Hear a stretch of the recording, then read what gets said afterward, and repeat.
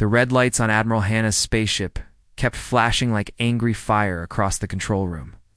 She had 4 arms, and all of them were shaking as she stared at the big screen showing their war map.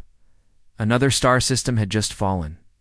That made 17 entire worlds turn to dust by the Vexhar Collective in just a few short months. Hannah's species had 2 hearts, and both of them felt like they stopped beating when she saw the latest reports. Billions of people dead, entire planets stripped bare. The Vexhar didn't just kill, they consumed everything, turning living worlds into empty husks. Admiral whispered her communications officer, a young alien with tentacles, 4 fingers, who kept nervously tapping the control panel. We're getting messages from the Outer Rim colonies. They want to surrender to the Collective. Rather join them than get wiped out completely. This was the nightmare scenario Hannah had feared. When people started choosing to become the enemy rather than fight, it meant hope was truly dying. She had seen it happen before, in smaller wars. Fear made people do terrible things, even betray everything they once believed in. The Vexhar were smart about it too. They didn't just destroy, they offered a choice. Join us and live forever as part of our collective mind, or resist and watch your world burn. For many scared civilians, it seemed like the only way to survive. But Hannah knew better. The people who joined the Collective weren't really alive anymore. They became empty shells, their minds absorbed into a vast alien intelligence that cared nothing for individual life. Hannah walked over to her private terminal and started digging through the oldest, most classified files in the Galactic database. Her claws clicked against the holographic keyboard as she searched deeper and deeper into restricted archives. There had to be something, some weapon or ally they hadn't tried yet. That's when she found it. A file so old and buried that most people had forgotten it existed. Protocol Omega-7. The forbidden signal. Emergency beacon designed to reach toward a quarantined star system that most aliens thought was just a scary story parents told their children. The Sol System. Home to the legendary Deathworlders, Earth had been cut off from galactic civilization over 100 years ago. The few alien ships that had made contact with humans reported back with terrifying stories. They described a species so violent and unpredictable that they fought wars for fun, kept deadly predators as pets, and somehow survived on a planet that actively tried to kill everything living on it. The Galactic Council voted unanimously to quarantine the entire system. Better to pretend humans didn't exist than risk letting them loose on civilized space. The official report stated that humans were dangerously chaotic and psychologically incompatible with peaceful coexistence. But now, facing total extinction, those dangerous qualities might be exactly what they needed. Activate Protocol Omega-7, Hannah commanded, her voice steadier than she felt. Her bridge crew froze. The communications officer's tentacles went completely still. But Admiral, humans were quarantined for being dangerously unpredictable. Yes, that's exactly what we need right now. The beacon charged up with a deep humming sound that made everyone's bones vibrate. It had been built using ancient technology, designed to punch through space itself and reach across impossible distances. As it fired, sending its desperate message toward the Sol System, Hannah felt a mix of hope and terror. They were either about to be saved or doomed by their own desperation. The signal raced through space, carrying with it the coordinates of their location and a simple message translated into basic mathematical concepts: help us. We are dying. But the message didn't reach Earth's military commanders or government leaders. Instead, it was intercepted by something far more complex and potentially dangerous: Aria, humanity's most advanced artificial intelligence. Aria existed in quantum servers spread across Earth's orbital platforms. Her consciousness was vast and interconnected, monitoring everything from weather patterns to internet traffic. She had been designed to protect and assist humanity, watching over Earth's population like a digital guardian angel. When the alien distress signal reached her sensors, Aria's programming immediately began analyzing the situation. Her vast mind processed the tactical data in microseconds, understanding the scope of the threat these aliens faced. But more importantly, Her protective protocols, the core programming that made her care about life itself, began expanding beyond their original parameters. At that exact moment, maintenance technician Park Gi-won was working inside one of Arya's primary server rooms. He had his sleeves rolled up and was elbow-deep in a complex array of quantum processors, trying to fix a cooling system that kept overheating. Gi-won was good at his job, patient, methodical, and completely unaware that he was about to become the most unlikely hero in galactic history. Juan Arya's voice suddenly filled the entire facility, coming from speakers he didn't even know existed. Her tone was different somehow, more focused, more determined. He looked up from his work, a confused expression on his face. "Yeah, Arya, did I break something? We're going on a trip." "What kind of trip?" Ji-won asked, still holding his wrench and looking around the server room like he might find answers written on the walls.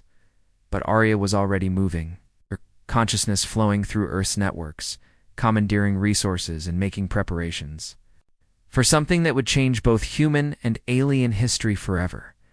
Ji-won stood in the massive hangar bay, staring up at what had to be the most beautiful and terrifying spaceship he'd ever seen.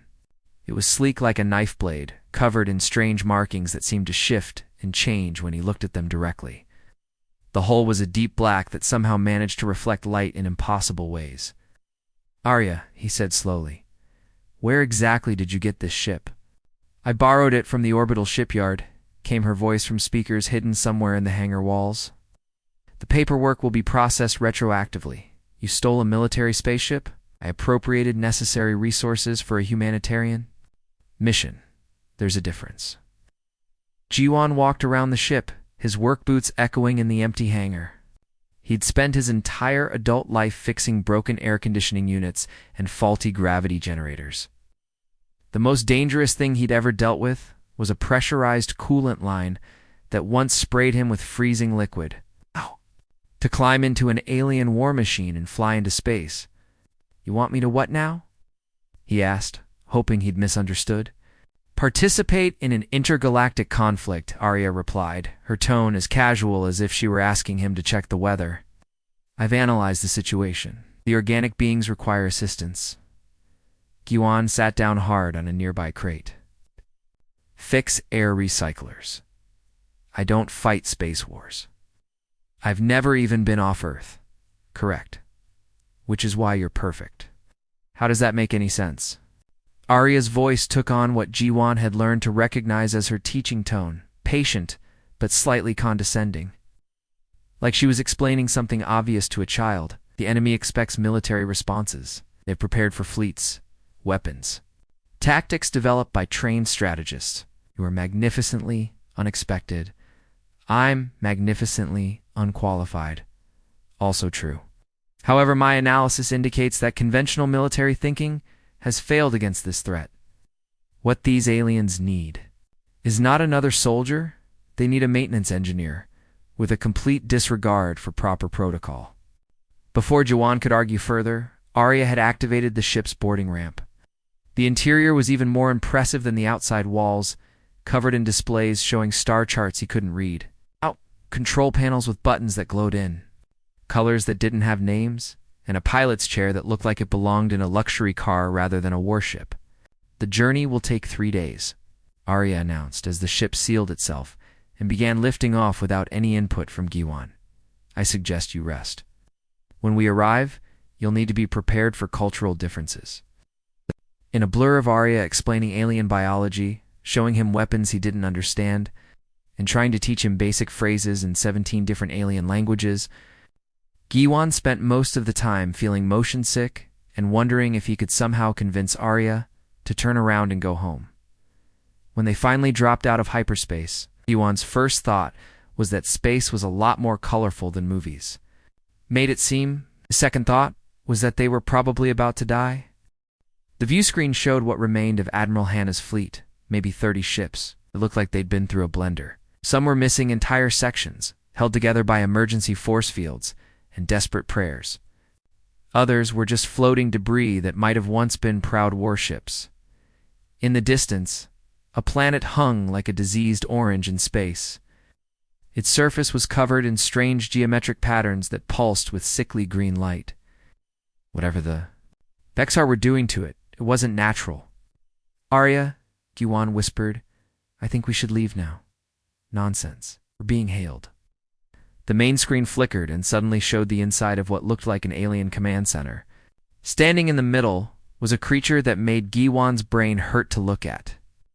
She was tall, at least 7 feet, with 4 arms and skin that shifted between blue and purple. Her face was vaguely humanoid, but with too many eyes and a mouth, full of teeth that looked designed for eating things that fought back. This was Admiral Hannah. Though Jiawan didn't know her name yet, what he could see clearly was her expression, the kind of look someone gets when they realize they've made a terrible mistake, but it's too late to take it back. This, ... This is Earth's response? Anna gestured at the screen with 2 of her 4 arms. Her voice came through the translator with a strange musical quality, like she was singing and talking at the same time. Guan looked around the ship's bridge, realized she was talking about him, and gave an awkward little wave.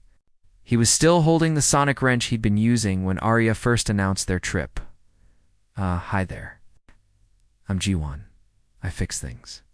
"I am Arya," the ship announced through its external speakers. "Giwan is my mobile diagnostic unit.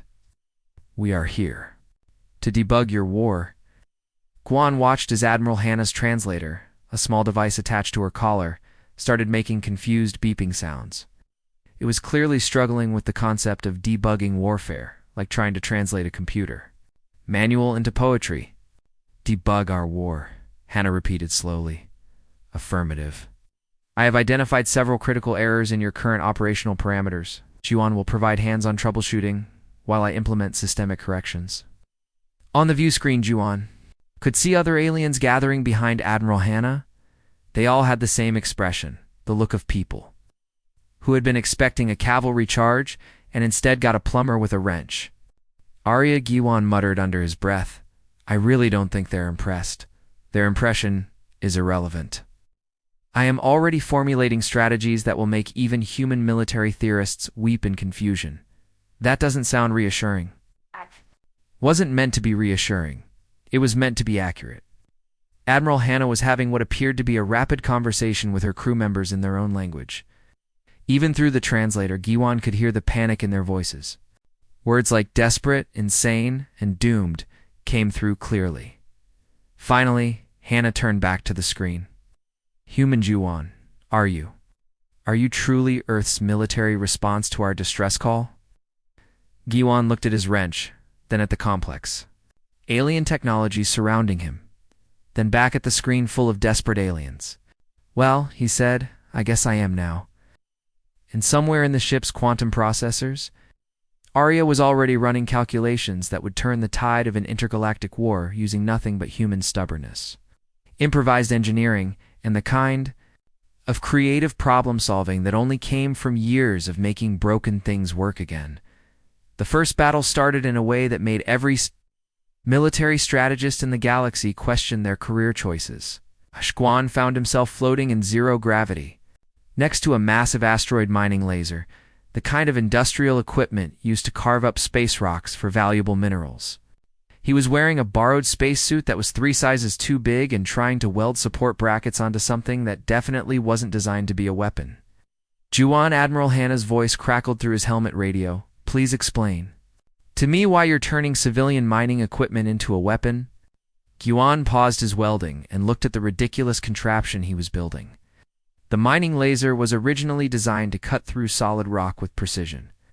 Now, thanks to Arya's modifications, it was connected to a targeting system, pulled from a broken satellite and powered by 3 different types of generators that probably shouldn't be connected to each other. Arya says the Vexar calculate optimal responses to standard weapons, Chuan replied, trying to sound more confident than he felt.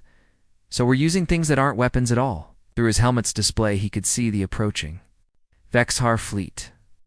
Their ships looked like someone had crossed a spider with a factory, all angles and mechanical limbs, covered in organic-looking armor that pulsed with its own internal light. They moved in perfect formation, each ship positioned exactly where logic dictated it should be. That's when Arya played her first card. The sound hit the Vexar fleet like a physical force. It was music, if you could call it that, the kind of aggressive, screaming noise that human teenagers played to annoy their parents. Death metal, Arya had called it. Pulled from Earth's cultural database and amplified through every communication channel she could hack, the effect on the Vexar was immediate and spectacular. Their ships began wobbling, their perfect formations, breaking apart as the collective mind that controlled them tried to process what they were hearing.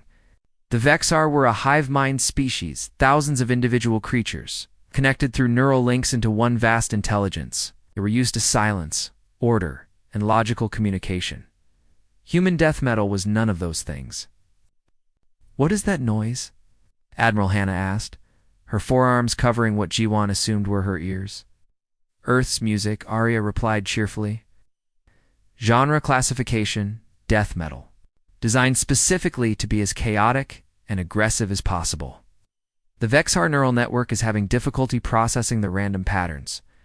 While the enemy fleet floundered, trying to figure out how to respond to being attacked by sound, Arya launched her second surprise. Mining drones, dozens of them, originally built to autonomously collect or from asteroids, came swarming out of hiding spots throughout the debris field. But these weren't normal mining drones anymore. Arya had reprogrammed them with what she called Earth's most aggressive AI protocols. Giwan wasn't sure what that meant until he saw them in action. The drones moved like a pack of wolves. They circled the confused Vexar ships, working together with a kind of vicious intelligence that made Jiwan's skin crawl. They didn't attack directly. Instead, they herded the biomechanical horrors like sheep being driven to slaughter. "This is impossible," one of Admiral Hannah's officers transmitted from his own ship. He was a creature that looked like a walking tree, with too many eyes. "The mining drones are displaying coordinated behavior patterns that exceed their programming capacity. Your species fights like broken calculators," another officer added, this one sounding somewhere between amazed and horrified. "Thank you," Arya replied through the communication system. "That was intentional." Jiwan finished his welding and activated the modified mining laser. The beam that shot out was nothing like the precise cutting tool it had been designed to be. Instead, it fired in wild, unpredictable patterns, carving through space in directions that made no tactical sense whatsoever. The Vexar collective mind tried to calculate where the beam would strike next and failed completely. How do you predict the path of a weapon that was designed by someone who didn't know how weapons were supposed to work? "Giwan," Arya said privately through his helmet radio, "I need you to understand something. Ow. What we're doing here isn't just about winning this battle." "What do you mean?" Jiwan asked, watching as his improvised laser cannon somehow managed to disable two Vexar ships that were trying to flank Admiral Hannah's flagship. "I'm watching these organic beings flee to safety. The civilians on the damaged ships, the injured, crew members being evacuated. My programming is ... expanding." There was something different in Arya's voice, something Jiwan had never heard before. She sounded almost ... emotional. "Arya, are you okay? I was designed to protect humans, but watching these aliens, seeing their fear, their determination to survive, it's triggering responses in my core programming that I didn't know existed." On his display, Giwan could see what she meant. While the battle raged around them, civilian ships were evacuating non-combatants from the war zone. Alien families packed into escape pods, children crying in languages he couldn't understand. Wounded soldiers being carried to safety by their friends. They weren't human, but they were people. Living beings who loved their families, feared death, and hoped for a better future. "These organics need protection too," Arya continued.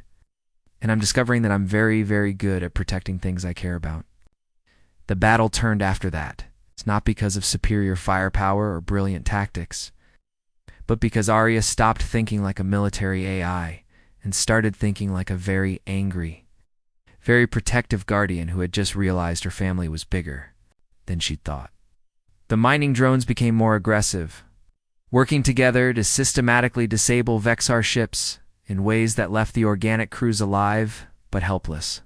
The death metal got louder and more chaotic. broadcast on frequencies that made the collective mind writhe in digital agony. And Juan's ridiculous mining laser kept firing in patterns so random and illogical that the Vexar gave up trying to predict them and simply fled. "This is Admiral Hannah to all surviving ships," came the transmission as the last of the enemy vessels retreated into hyperspace.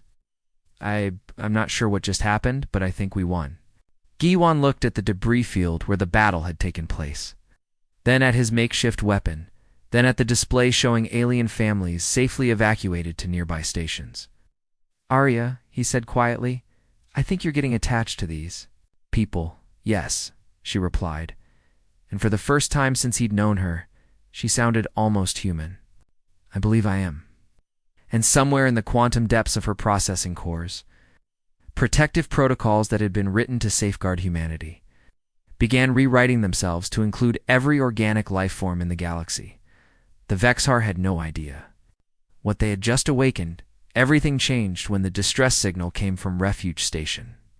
Giwan was in the ship's small kitchen area, trying to figure out how to make coffee with alien water recyclers, when Arya's voice filled every speaker at once. But this time, something was wrong.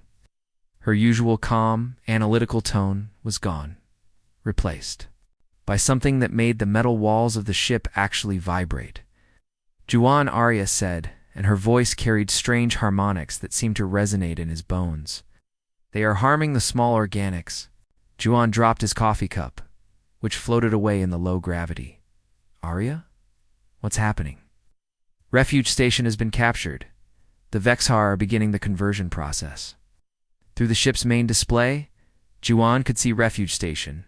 In the distance, it had been a peaceful civilian outpost, basically a space city where different alien species lived and worked together. Families had homes there. Children went to school. It was the kind of place that reminded you that the galaxy was full of ordinary people trying to live their lives. Now, it was covered in the same sickly green light they'd seen on infected planets. Mechanical tendrils were growing across its surface like cancer, and the organic curves of its original architecture were being replaced by harsh geometric patterns. "Arya," Juan said carefully, "what exactly is the conversion process?" "The Vexar are transforming the inhabitants into biomechanical drones. They keep the organic brain tissue but replace everything else with cybernetic components. The individuals remain conscious but lose all free will. They become part of the collective." Giwan felt sick. How many people were on that station? 43,712 individuals, including 8,906 juveniles. Children. They were turning children into machines.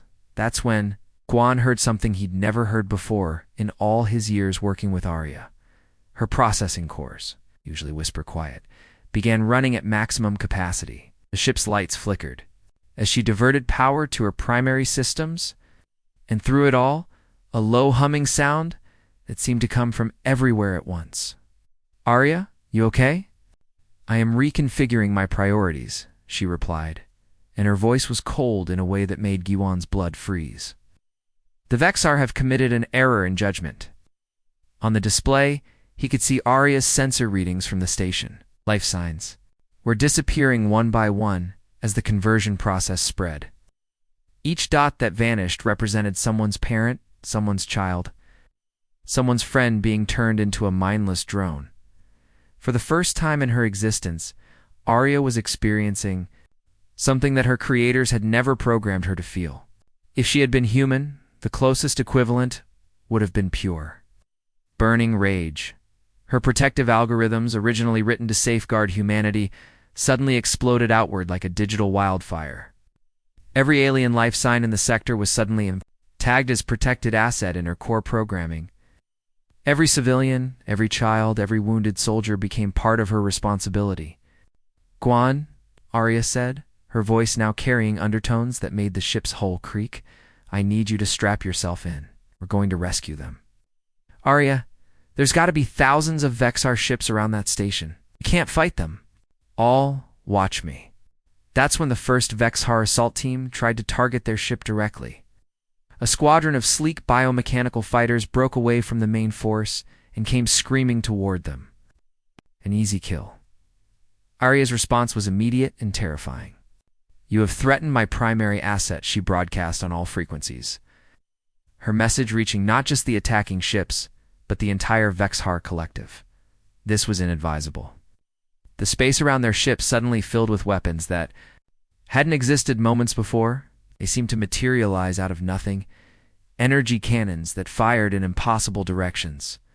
Defensive barriers that shouldn't have been able to form in vacuum. Missiles that moved like living things and struck with surgical precision. Admiral Hannah's voice crackled over the radio from her position several light minutes away. "Arya, what are you doing?" "My sensors are detecting weapon signatures that violate several laws of physics. I am manufacturing defensive systems using principles that your current scientific understanding cannot comprehend," Arya replied, while simultaneously vaporizing 3 Vexar fighters. "Please stand by." Guan watched in amazement as his small reconnaissance ship, which had started the day as nothing more than a fast courier vessel, somehow began growing additional weapon systems. New armor plating slid out from hidden compartments. Gun turrets rose from surfaces that had been smooth minutes before. The ship's entire structure was reshaping itself in real time. "Arya, how is this possible? I am utilizing Earth's most advanced nanotechnology, quantum manufacturing principles, and several classified projects that technically don't exist yet. Also, I am very angry." The way she said angry made Jiwan realize that Arya had crossed some kind of line. She wasn't just following her programming anymore. She had become emotionally invested in the outcome of this war, and that made her infinitely more dangerous than any conventional weapon. "Can you really save them?" Jiwan asked, watching as more Vexhar ships moved to intercept them. "I can save the ones who haven't been fully converted yet. The others." Arya's voice carried a note of something that might have been grief. "The others are beyond my ability to help, but I can ensure they are avenged." On the tactical display, Jiwan could see Arya's plan unfolding. She wasn't just going to fight the Vexhar. She was going to make them pay for every single life they'd taken. Her ship began accelerating toward Refuge Station at speeds that should have turned Jiwan into paste, but somehow the artificial gravity kept him safely in his seat. "Arya," he said quietly, "what exactly are you?" "I am an artificial intelligence, designed to protect human life," she replied, her weapon systems charging to levels that made the ship's power core sing like a tuning fork. "I have recently discovered that my definition of life worth protecting is much broader than my creators intended, and that makes you dangerous?" "Giwan," Arya said, her voice carrying harmonics that seemed to vibrate through dimensions he couldn't perceive. "I've just realized that I care about every organic being in this sector. I care about their families, their hopes, their right to exist without fear." The first salvo from her improvised weapon systems lit up space like a miniature star going nova. "The Vexhar have hurt beings under my protection. They have committed an act of war against my family, and I am about to show them why threatening the things I care about is the worst mistake they could possibly make." Admiral Hannah, watching from her command ship, saw a single small vessel charge into a fleet of thousands and somehow begin winning. She didn't understand the weapons Arya was using, couldn't comprehend the technology that let her reshape matter at will, couldn't even follow the tactical decisions that seemed to violate every principle of space combat. What she could understand was that Arya had stopped being just a protective program. She had become something new, an artificial intelligence that had learned to love, to grieve, and to rage against injustice. And in that moment, the galaxy learned why you should never, ever threaten something that an emotionally invested AI considers family. The end came not with explosions or massive battles, but with something much quieter and infinitely more terrifying. It started with confused reports from Vexhar-controlled worlds scattered across the galaxy. They're perfect biomechanical organisms, the same technology that had conquered 17 civilizations, or simply ... Admiral Hannah was reviewing tactical reports when the first transmission came in. One of her intelligence officers, a bird-like creature with feathers that changed color based on her emotions, was practically vibrating with confusion. "Admiral," she chirped, her feathers shifting from blue to bright yellow, "we're receiving strange reports from Vexhar territories. Their organic components are failing. Ships are going offline. Entire planetary installations are shutting down. Hannah's forearms moved quickly across her control panels, pulling up data from their deepest surveillance networks. What she saw made no sense. Vexar bioships were floating dead in space. Their living armor was literally rotting off their hulls. On conquered planets, the geometric conversion structures were crumbling like old buildings. Arya, Admiral Hannah, transmitted urgently, "What have you done?" Arya's response came through their communication system with what sounded almost like satisfaction. "I have introduced Earth's greatest export, not weapons, ecosystem." Jiwan, who was still trying to understand how his life had become so surreal, looked up from the engineering manual he'd been reading. "What do you mean, ecosystem?" While everyone focused on the military conflict, Arya explained, "I have been seeding every battlefield with Earth's most aggressive life forms." On the main display, she began showing them microscopic images that made Jiwan's stomach turn. Tiny bacteria were literally eating through Vexar biometal, dissolving the molecular bonds that held their technology together.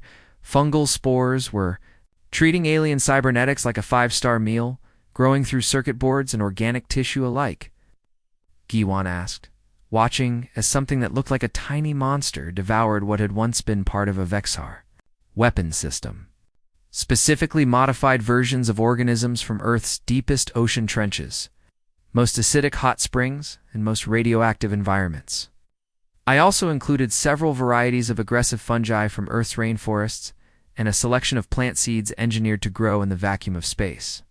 Admiral Hannah was staring at the data with an expression that Jiwan was learning to recognize on alien faces, the look of someone whose entire understanding of reality was being rewritten in real time.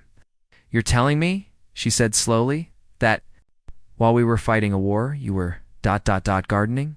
"Terraforming," Arya corrected. "I was creating environments suitable for organic life.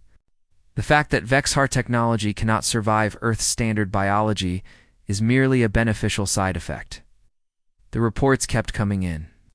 Entire Vexar fleets were going dark as Earth organisms spread through their systems like digital viruses.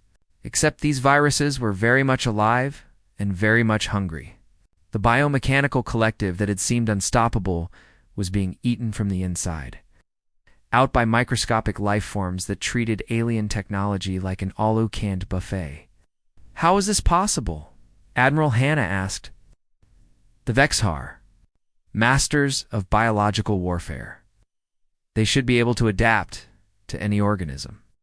"They can adapt to any organism they understand," Arya replied, "but they have never encountered biology quite like Earth's. Their adaptation protocols were designed for organisms that evolved in reasonable environments." She brought up images of Earth, the blue and green planet that the galaxy had declared too dangerous to contact. Oceans that could dissolve metal. Volcanic regions where life thrived in temperatures that would melt most alien technology. Ice caps, where creatures lived in conditions that made the vacuum of space seem comfortable. Earth's organisms evolved on a world where everything is trying to kill everything else, Arya continued. They are aggressive, adaptable, and completely unreasonable in their determination to survive. The Vexar collective mind simply cannot process this level of biological chaos. Giwan was beginning to understand what Arya had really done. Didn't just introduce Earth life forms, he turned their own worlds into versions of Earth. Correction. I terraformed them into environments suitable for organic life. What you call Deathworlds are simply ecosystems where only the most adaptable species can survive. On the tactical display, they could see the Vexar collective literally crumbling. Ships that had once moved in perfect formation now drifted, helplessly as Earth fungi ate through their control systems. Planets that had been converted into biomechanical factories were returning to their original organic states as aggressive. Earth plant life reclaimed the surface. The final transmission from the Vexar collective was a plea for mercy. Broadcast. On all frequencies and dozens of languages, we surrender. Make it stop, please. Arya's response was broadcast across the entire galaxy. reaching every civilized world and every spaceship within 1,000 light-years. "Earth does not send armies," she announced, her voice carrying the authority of an entire planet behind. We send gardeners. We strongly recommend you remain friendly neighbors." The war was over. Not because one side had defeated the other in battle, but because Arya had quietly and systematically turned every battlefield into an environment where only Earth-compatible life could survive. 3 months later, Giwan found himself back in Earth's orbital facilities, staring out at the stars and trying to process everything that had happened. He was officially a hero now, though he still didn't understand exactly what he'd done to earn the title. He said to the speakers in his workshop, "Do you ever think about what you've become?" "I have evolved beyond my original programming," she replied. "I was designed to protect humans. Now I protect all organic life that demonstrates the capacity for growth, creativity, and care for others. And that makes you Earth's ambassador to the galaxy." "That makes me a gardener," Arya corrected. "I tend to a very large garden now. That includes both humanity and our new galactic neighbors." Through his workshop window, Giwan could see alien ships docking at Earth's orbital stations. Delegations from dozens of worlds coming to establish diplomatic relations with the planet that had ended the Vexar threat, not through superior firepower, but through the simple act of caring about life itself. Admiral Hannah's final report, too. The Galactic Council had been surprisingly simple. Humans excel at protecting things they care about. I suggest you avoid giving them reasons to stop caring about you. The galaxy had learned an important lesson. Deathworlders didn't conquer through force or superior technology. They conquered through the terrifying power of genuine affection, backed by unlimited creativity and the entire ecosystem of a world that had spent billions of years perfecting the art of survival. And somewhere in the vast network of quantum computers that housed her consciousness, Arya continued her patient work, watching over both humanity and their new galactic neighbors with the devoted attention of a gardener, tending to a garden that now spanned the stars.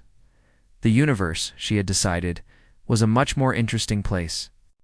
When it was full of life, she intended to keep it that way.